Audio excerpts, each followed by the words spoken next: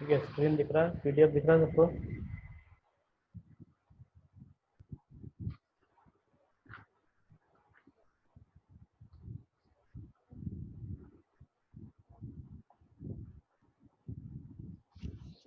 देखो, मैं बारी बारी से पेजेस धीरे धीरे स्क्रॉल करूंगा, जिसको जो डाउट है आप पूछते चले जाइए, ठीक है? बीच बीच का टॉपिक सब नहीं लिखेंगे, एक एक पेज हम देखते चले जाएंगे सारे topics.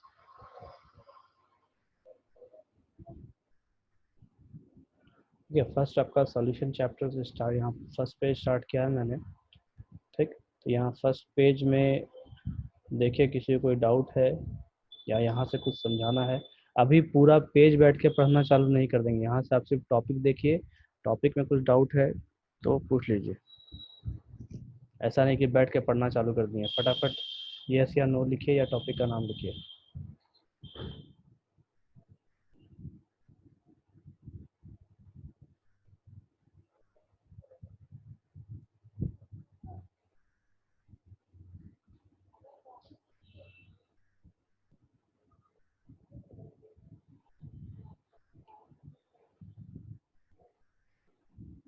Then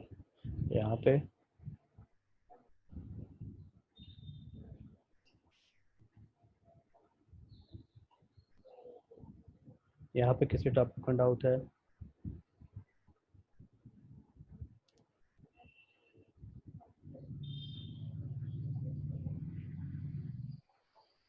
concentration of solution, यहाँ पे किसी को डाउट है? मास परसेंटेज है, परसेंटेज है वॉल्यूम है, परसेंटेज है वेट है।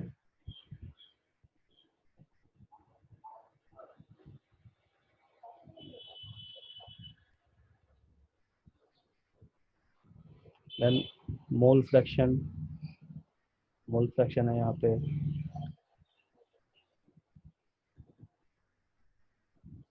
मैं टॉपिक दिखाते जाता हूँ, स्क्रॉल करते जाता हूँ, कोई डाउट हो तो फट से लिख लीजिएगा। नेक्स्ट है मोलरिटी।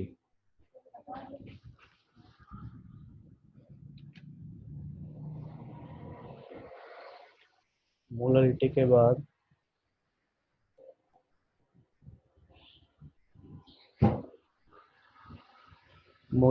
बाद है मोलैरिटी।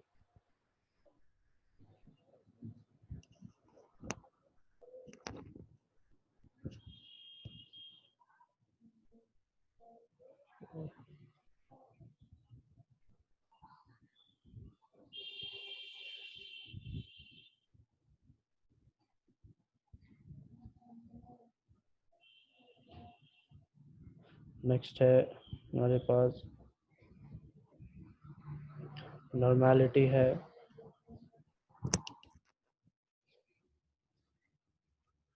देन नॉर्मेलिटी के कंसंट्रेशन टर्म्स हैं, नॉर्मेलिटी को किन किन कंसंट्रेशन में रिप्रेजेंट किया जाता है।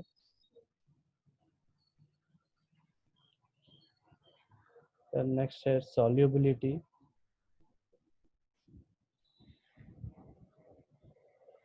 है।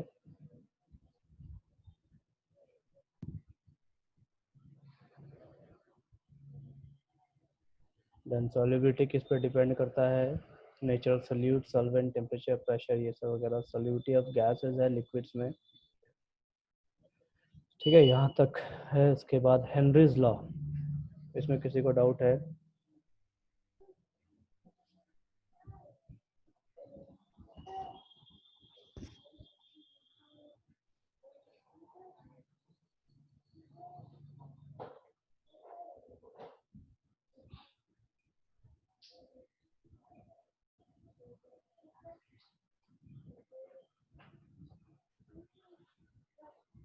नेक्स्ट है एप्लीकेशन ऑफ हेनरीज लॉ, इसमें डाउट है?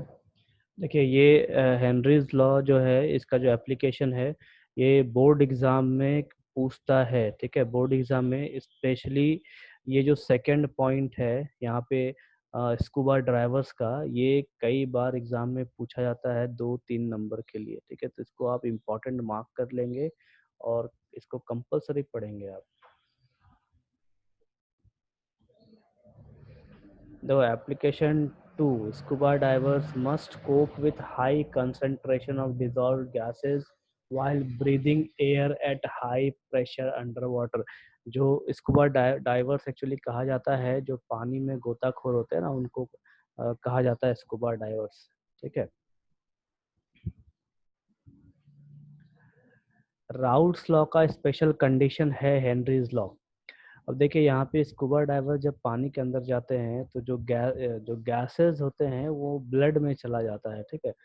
मतलब इनहेल करने में जो गैसेस हमारे शरीर में होता है, जैसे मान लीजिए आप सांस ले रहे हो, तो ऐसा नहीं है कि सिर्फ और सिर्फ ऑक्सीजन ही हमारे शरीर के अंदर जा रहा है, हमारे शरीर के अंदर और भी गैसेस हैं, वो भी अंदर जाते हैं, ठीक। तो जैसे स्कूबा डाइवर्स जाते हैं पानी में, तो ये वहाँ पे होता क्या है, प्रेशर बढ़ता चला जाता है, ठीक है। तो प्रेशर बढ़ने की वजह से क्या है, जब वही स्कूबा ड्राइवर्स ऊपर आते हैं तो प्रेशर सडनली डिक्रीज करने लग जाता है, और इसकी वजह से जो ब्लड है, ब्लड वेसल्स बॉम्ब की तरह फूटने लग जाते हैं, अंदर में छोटे छोटे धमाके होने लग जाते हैं, और इस वजह से जो नसें हैं वो फट जाती है और मरने के चांसेस काफ़ी ज़्यादा बढ़ जाते हैं, जिसके वजह से स्कूबा डाइवर्स क्या करते हैं अपने साथ कि वो टैंक लेके जाते हैं जिससे उनका जो कंसंट्रेशन है गैसेस का वो मेंटेन रह सके, उनका प्रेशर मेंटेन रह सके, इस वजह से। और यही इसी वजह से ये जो पॉइंट है, ये काफ़ी बार एग्जाम में पूछा जाता है।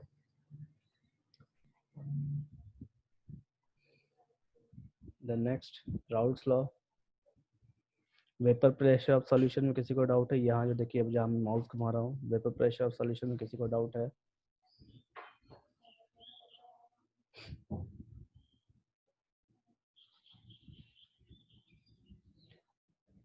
देन राउल्ट्स लॉ में देखिए, राउल्ट्स लॉ और जो वेपर प्रेशर है सब एक जैसे हैं, ठीक है। हेनरीज लॉ जो है वो स्पेशल केस है राउल्ट्स लॉ का।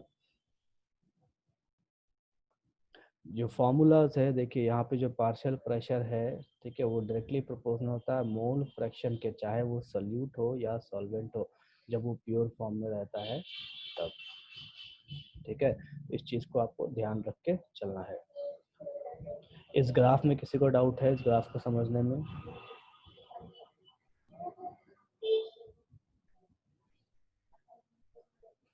इस ग्राफ को समझने में किसी को डाउट है?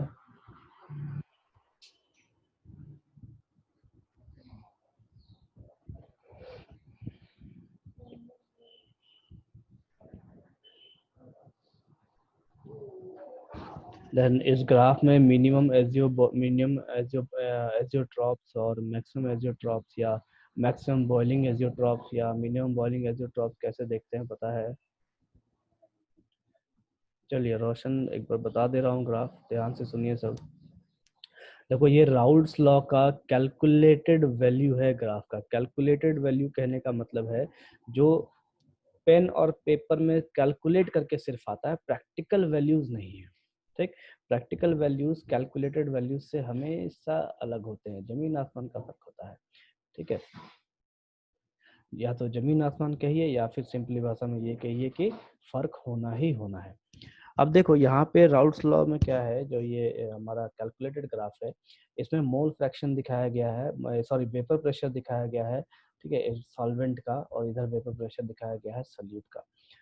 जब सॉल्वेंट जीरो, सॉरी यहाँ पे एक्स बी है जो जीरो है, मतलब यू बात करें, जब हम इस लाइन की बात करें, लेफ्ट वाला जो वाई एक्सिस है, जब इसकी हम बात करें, तो जब ये प्योर फॉर्म में है, मतलब सब सिर्फ सॉल्वेंट है, तो यहाँ पे जो सॉल्यूट होगा वो जीरो होगा। जब सिर्फ सॉल्यूट है तो सॉल्वेंट है वो जीरो होगा। तो यहाँ पे हम मोल फ्रैक्शन से डील कर रहे हैं, तो यहाँ पे देखिए x a is equal to zero, यहाँ पे x b is equal to zero. तो इसका रीजन यही है कि जब हम इस सिर्फ सॉल्वेंट की हम बात करें, प्योर सॉल्वेंट की, तो यहाँ पे सॉल्यूट का फ्रैक्शन जो है वो जीरो होगा। जब हम प्योर सॉल्वेंट के सॉल्यूट की बात करें, तो सॉल्वेंट का जो मोल फ्रैक्शन है वो जीरो होगा, ठीक है। जब ये इन दोनों को मिला के सोल्यूशन बनाया जाता है, तो उस कंडीशन में क्या है, कि जैसे जैसे हम इसको हीट करेंगे, टेम्परेचर बढ़ाएंगे, वैसे वैसे दोनों का वेपर प्रेशर भी बढ़ना चालू हो जाएगा। अब देखिए, अगर ये दोनों वोलेटाइल सोल्यूट हैं, ठीक है, अगर आपका सॉरी दोनों ने जब सोल्यूट वोलेटाइल है तो उस कंडीशन में क्या होगा, वेपर प्रेशर हमको सॉल्वेंट का भी देखने को मिलेगा ये वाला, और वेपर प्रेशर हमको सोल्यूट का भी देखने को मिलेगा ये वाला। पीबी जो है ये आपका सोल्यूट का वेपर प्रेशर है सॉल्यूशन में, और जो पीए है ये सॉल्वेंट का वेपर प्रेशर है सॉल्यूशन में। तो इस कंडीशन में क्या होता है, टेम्परेचर बढ़ाने से इन दोनों का वेपर प्रेशर हमको देखने को मिलता है।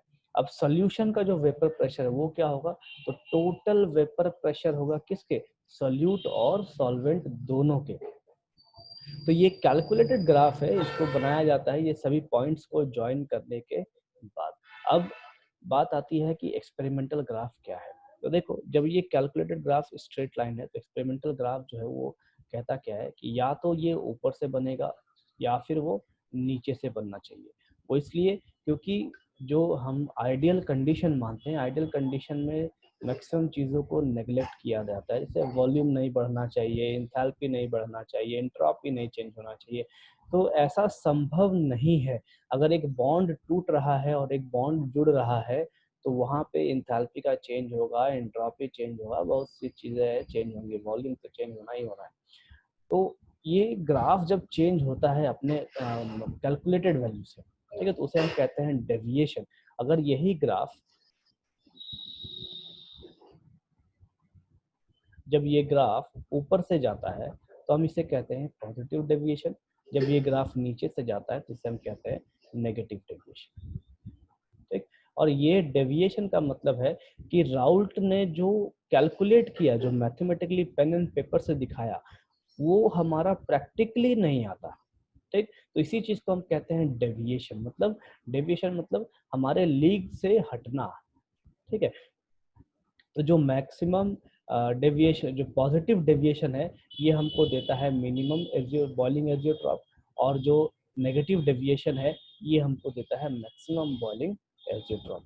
अभी ये मिनिमम और मैक्सिमम हम कैसे याद रखें, तो ठीक इसका रिवर्स है। अगर पॉजिटिव है तो मिनिमम जाएगा, मतलब पॉजिटिव वेपर प्रेशर बहुत ज़्यादा है तो हम वहाँ कहेंगे कि कम टेम्परेचर में हमारा सोल्यूशन बॉयल हो रहा है। अगर वेपर प्रेशर कम बन रहा है तो हम ये समझेंगे कि टेम्परेचर बहुत ज़्यादा देना पड़ रहा है, जिसकी वजह से हमारा बॉइलिंग पॉइंट बढ़ रहा है। क्लियर है यहाँ तक ये ग्राफ? रोशन, ग्राफ क्लियर हुआ?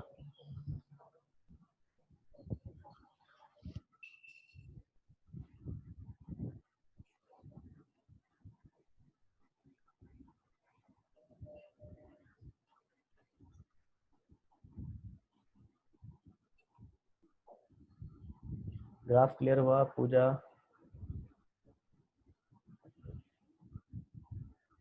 अरे हाँ या ना तो लिखो, कम से कम हुआ नहीं हुआ।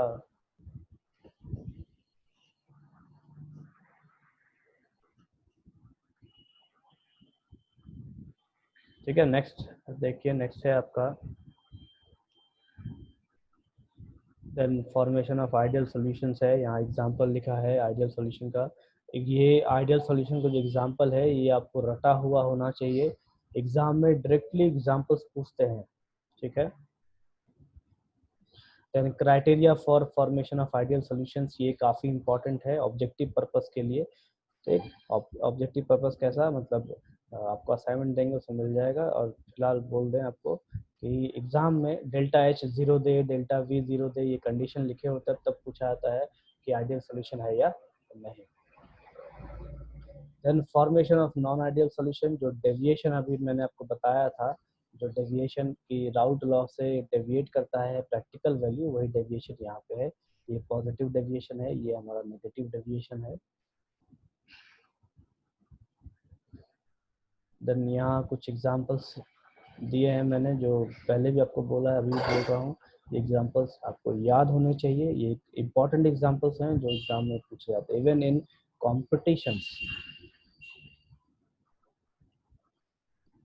कि फॉर्मेशन ऑफ आइडियल सोल्यूशन, देखिए फॉर्मेशन ऑफ आइडियल सोल्यूशन जो है, आइडियल सोल्यूशन या आइडियल गैस जो है ये डज नॉट एग्जिस्ट। ठीक है, वो इसलिए क्योंकि ऐसा संभव नहीं है कि अगर सोल्यूशन बन रहा है तो वहाँ पे एनर्जी का फर्क देखने को ना मिले। लेकिन जब हम फॉर्मेशन बात करते हैं ना आइडियल सोल्यूशन की, तो होता क्या है, जैसे देखो यहाँ पे कुछ एग्जांपल्स भी दे रखे हैं मैंने कि ये आइडियल सोल्यूशन बनाते हैं।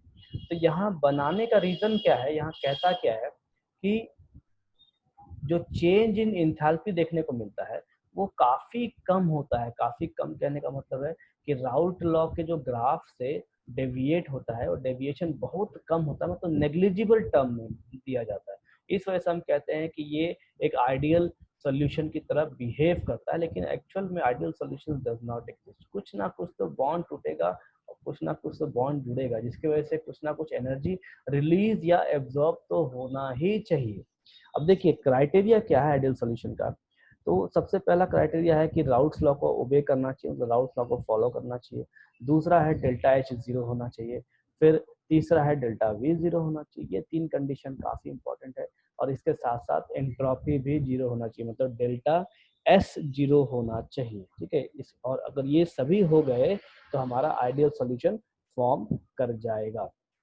अगर इनमें से कोई भी गड़बड़ होता है तो हमारा आइडियल सोल्यूशन फॉर्म नहीं करेगा। ठीक है, क्लियर है शीतल?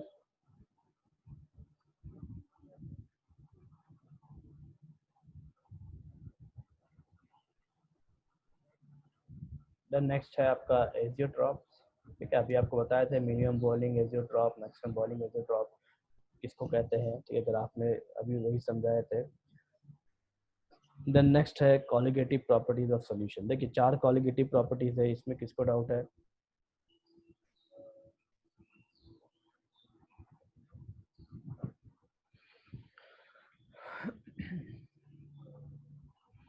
इन चारों कॉलिगेटिव प्रॉपर्टीज में किसी को डाउट है?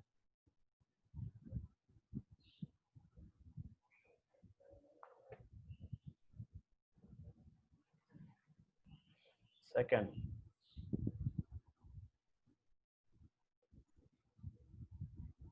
देखिए सेकंड है elevation in boiling point of solvent. ठीक है, यहाँ पे जो कॉलिगेटिव प्रॉपर्टीज की हम बात कर रहे हैं ये नॉन वोलाटाइल सॉल्यूट के साथ हम बात करते हैं। ठीक है, अब इसको ध्यान से देखिए।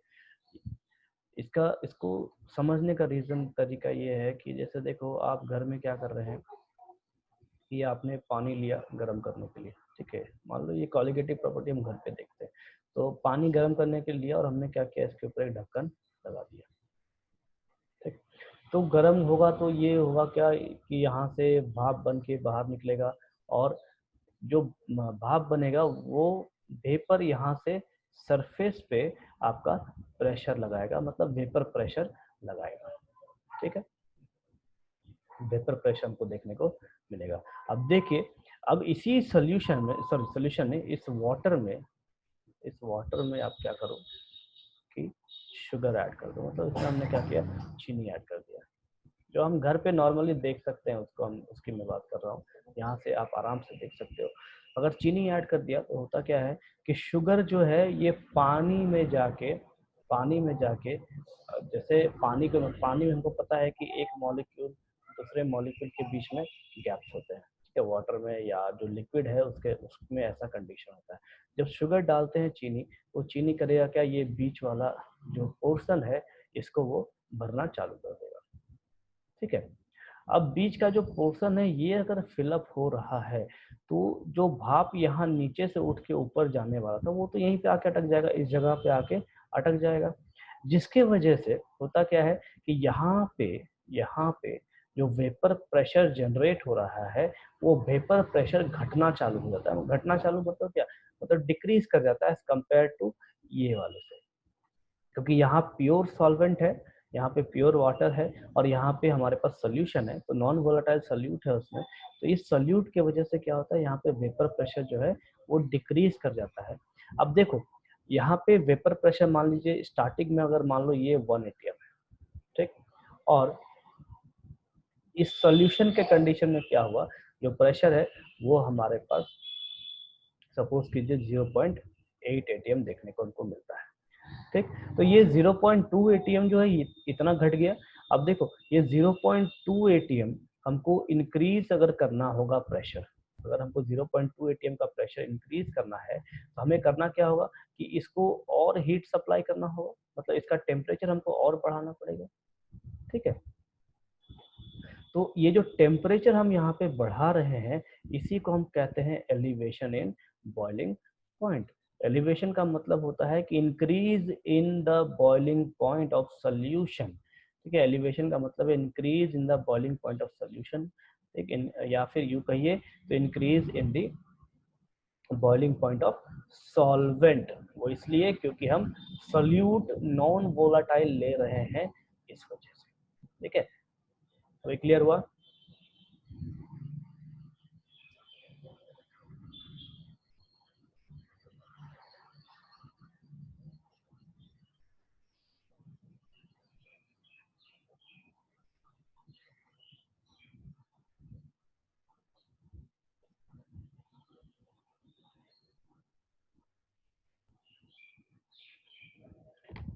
आपने जो डाउट है लिखिए, आपका अनम्यूट नहीं हो रहा।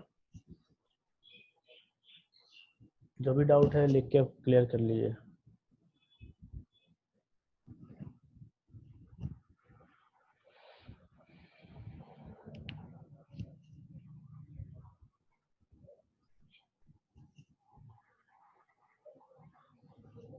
ठीक है,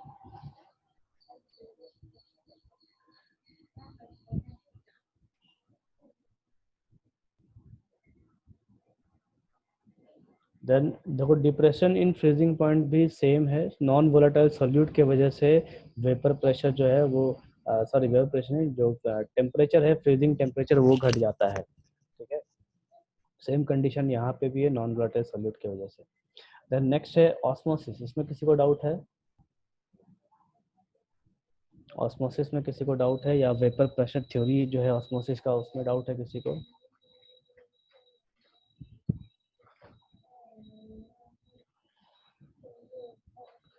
देन नेक्स्ट है हमारे पास ऑस्मोटिक प्रेशर। इसमें डाउट है किसी को? ऑस्मोटिक प्रेशर में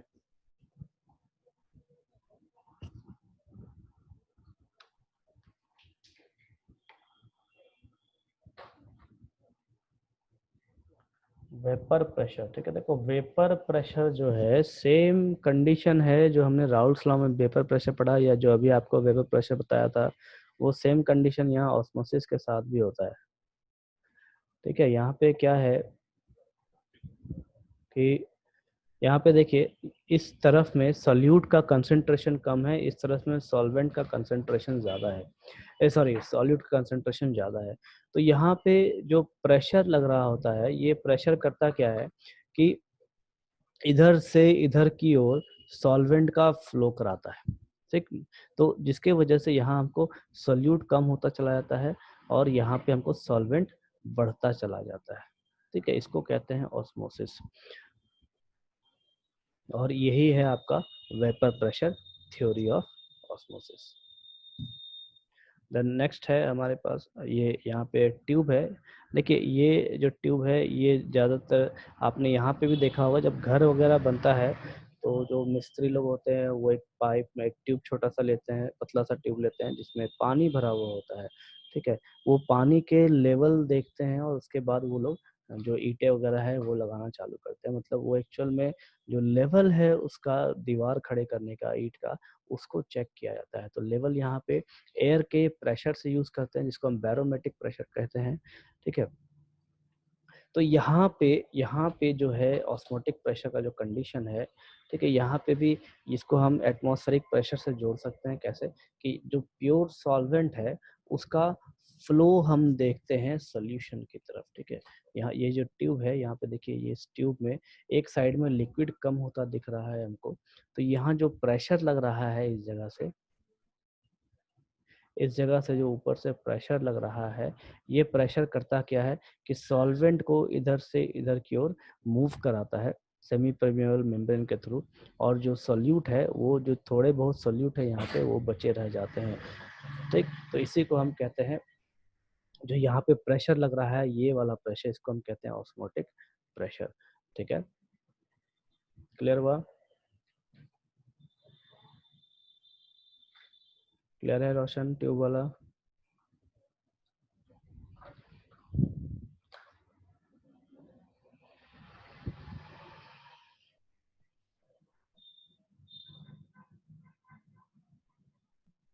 देन देखो यहाँ पे वही चीज़ दिखा रखा है दूसरे ड्राइंग में आपको एक्सटर्नल प्रेशर को रिप्रेजेंट करके। उसके बाद लॉज ऑफ ऑस्मोसिस है, just like laws of gas जो हमने पढ़ा था, गैस लॉज हमने पढ़ा था, Boyle's law, Charles law, ideal gas equation जो हम पढ़े थे वही लॉज यहाँ पे है। Boyle's van't Hoff law, Boyle's Charles van't Hoff law, और जो ये सोल्यूशन इक्वेशन है ये just like ideal gas equation होता है।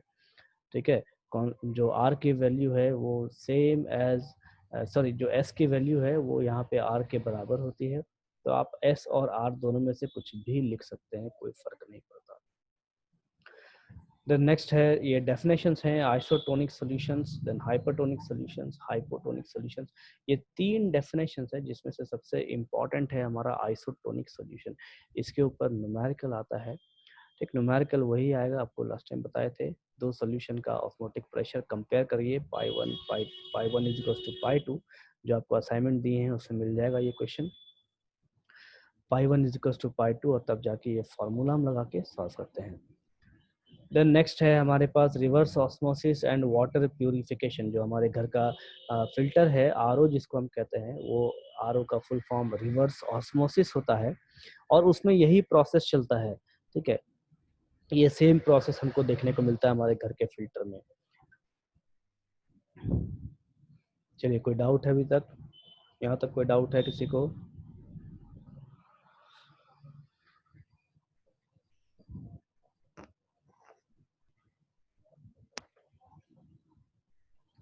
अभी भी किसी का कोई डाउट बचा है इस चैप्टर से?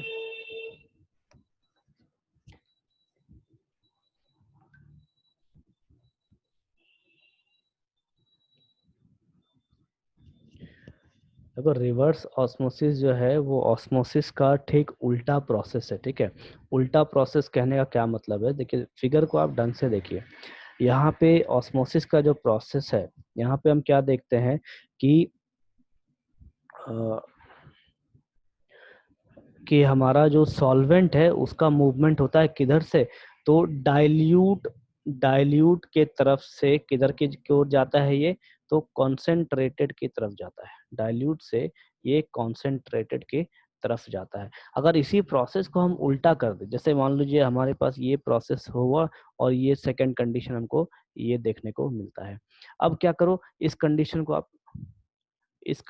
आप क्या कीजिए कि रिवर्स कीजिए। तो रिवर्स हम करेंगे कैसे, तो यहाँ पे हम क्या करेंगे, एक एक्सटर्नल फोर्स लगाएंगे, एक एक्सटर्नल फोर्स लगाएंगे, और ये फोर्स जो है इस साइड से अधिक होना चाहिए। मतलब जो यहाँ पे लेफ्ट साइड में जो फोर्स लग रहा है यहाँ पे, यहाँ से ये फोर्स ज्यादा होना चाहिए। अब ये फोर्स करेगा क्या कि यहाँ जो सॉल्वेंट है इसको वापस इधर की ओर धक्का मारता है। ठीक, इधर से इधर की ओर वापस से इसको धक्का मारता है, जिसके वजह से यहाँ पे सॉल्वेंट का मतलब प्योर सॉल्वेंट का जो फॉर्मेशन है ये हमको देखने को मिलता है। यहाँ पे हमको प्योर सॉल्वेंट देखने को मिलता है। क्योंकि ये जो प्रोसेस है, ये प्रोसेस ऑस्मोसिस के ठीक उल्टा है। ऑस्मोसिस प्रोसेस क्या है कि डाइल्यूट से कॉन्सेंट्रेटेड की तरफ जाना। अभी रिवर्स ऑस्मोसिस क्या है, तो कॉन्सेंट्रेटेड से डाइल्यूट की तरफ जाना। ये हो गया रिवर्स प्रोसेस, इसीलिए इसको हम रिवर्स ऑस्मोसिस कहते हैं। क्लियर है मौसमी?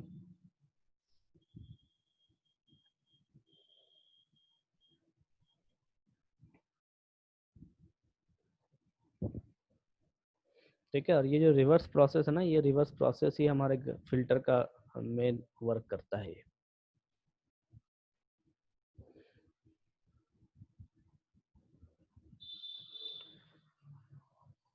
अभी किसी को डाउट बचा है इस चैप्टर से और कुछ?